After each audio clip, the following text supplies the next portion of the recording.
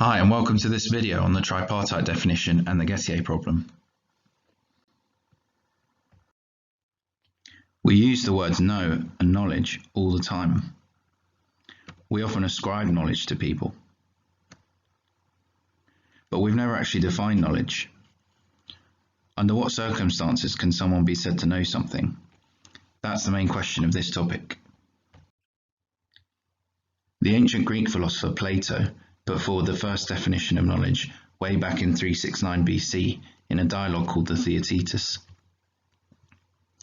Let's see if we can work out the definition for ourselves. Have a look at these two cases. Out of these two, who would you say has knowledge, and why? What's missing from the person who doesn't have knowledge that's not missing from the one that does? You probably think that the girl on the right has knowledge and the boy on the left doesn't. What's the difference between them? Well, they have the same belief, but the girl on the right has a good reason for her belief, whereas the boy doesn't have a reason. It's just a lucky guess. So what we'd call that in philosophy is justification. So the girl on the right has justification, whereas the boy doesn't. So it looks like that's an essential ingredient in knowledge, in the sense that you can't have knowledge without it. In this case, the boy on the left believes the earth is flat because he read it on a website. The girl on the right believes it's round, and she questions the boy's evidence. Since the earth is in fact round, the boy's belief is false and the girl's belief is true. Out of these two, who do you think has knowledge? It seems that we ought to say that the girl has knowledge, since her belief is true. So this shows that truth is another essential ingredient in knowledge. If your belief isn't true, then you don't have knowledge. In this case, the boy on the left hopes it doesn't rain tomorrow, whereas the girl on the right believes it won't rain tomorrow. Assuming it doesn't rain tomorrow, which of these two do you think has knowledge? To hope for something suggests you don't know it will happen, you just hope it will. There isn't the same certainty. Whereas if you have good evidence that something will happen, like if you look at your phone app and it says tomorrow it will rain, then you would no longer hope but believe tomorrow it will rain. So what Plato says is that you need a specific kind of mental state to have knowledge, and that mental state is belief. No other mental state will do. So another key ingredient in knowledge is belief. So it looks like there are three key ingredients for knowledge. You need a belief, which is true and has a justification. This is the definition of knowledge put forward by Plato, and it's known as the tripartite definition because it has three parts. These conditions are said to be necessary and sufficient for knowledge. Here's what that means. To make pancakes, you need flour, milk, and eggs. You need all three, otherwise you can't make pancakes. If you just have one ingredient, such as flour, then you can't make pancakes. However, if you have all three, then you can. So what we could say is that each of those ingredients is necessary for pancakes, in the sense that you can't make pancakes without it, but it's not enough or sufficient on its own. You need all three. Once you have all three, then you have necessary and sufficient conditions for pancakes. And it's exactly the same with the tripartite definition, according to Plato. To have knowledge, you need justified true belief. Each of those is individually necessary but not sufficient, and together they are jointly sufficient for knowledge. Here's an example to illustrate. Billy thinks there are 18 students in the next room because he guessed.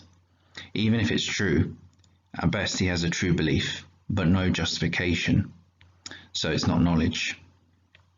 Mohammed thinks there are 18 students in the next room as someone told him.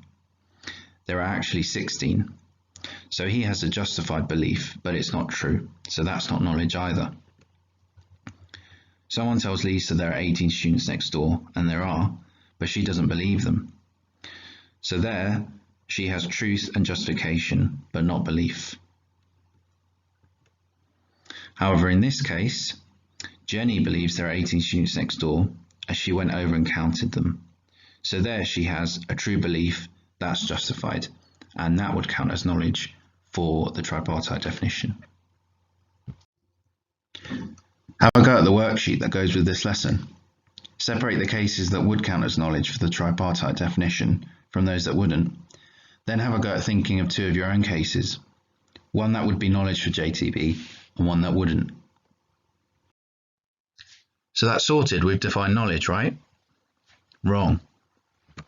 It turns out Plato's definition of knowledge was wrong. In 1963, a philosopher called Edmund Gettier wrote a paper called Is Justified True Belief Knowledge? In that paper, he put forward some cases which are now known as Gettier cases, in which someone has a justified true belief, but not knowledge due to luck. Let's take a look at some examples. Imagine you see your friend Billy walk into the supermarket. You form the belief Billy's in the supermarket. It turns out that wasn't Billy, it was just someone that looks like him. However, by chance, Billy is in the supermarket, so your belief ends up being true. However, it's a massive coincidence and there's a great deal of luck involved. In this case, you have a true belief and it's justified, but because of the luck, we'd say that that doesn't count as knowledge. In the clock tower case, you're walking along one day and you want to know the time. However, you don't have your phone or a watch with you, so you look up at a nearby clock tower. The clock tower says midday, so you form the belief it's midday, and it is midday, so the belief is true. However, the clock tower is broken and it's been broken for a number of days. It's been stuck on midday ever since. So you're incredibly lucky to end up with a true belief. If you'd looked at the clock tower at nearly any other time, you would have ended up with a false belief. However, in this case, you've ended up with a true belief and it's justified. But again, because of the luck involved, we'd say it's not knowledge. Have a go at making some of your own Gettier cases. Here's an example. One day you're walking in the street and see a man appear to have a heart attack. You form the belief that man's having a heart attack, but he's only an actor and it's a film set. What would need to happen to turn that into a Gettier case? You guessed it, he actually has a heart attack. That's a massive coincidence, but it means that your belief ends up being true, and it's also justified, but there's again a great deal of luck involved in it being true. Here are a couple more examples. You walk into the kitchen and see 2 apples in the bowl. You form the belief there are 2 apples in the kitchen. Actually, they're just plastic apples, so they're not real. In the second case, you're checking the football scores in the back of a newspaper. You form the belief Arsenal beat Chelsea 2-0 on Sunday. However, it's last year's newspaper. What would need to happen to turn these 2 into Gettier cases? Again, the belief needs to end up being true by luck. So for example, in the first case, if there were 2 apples in the kitchen, for example in a drawer hidden from view, then the belief would end up being true by luck. In the second case, if Arsenal did play Chelsea and beat them by the exact same score on the previous Sunday, then the belief would end up being true.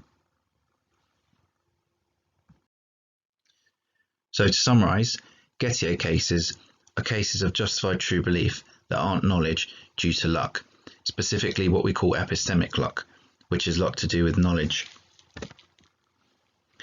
These are cases where your belief could very easily have been false, but by luck it comes true. What they show is that justified true belief are not sufficient conditions for knowledge as was previously thought. So you could have all 3 conditions and still not have knowledge. That shows that they're not sufficient. That's what's known as the Gettier problem.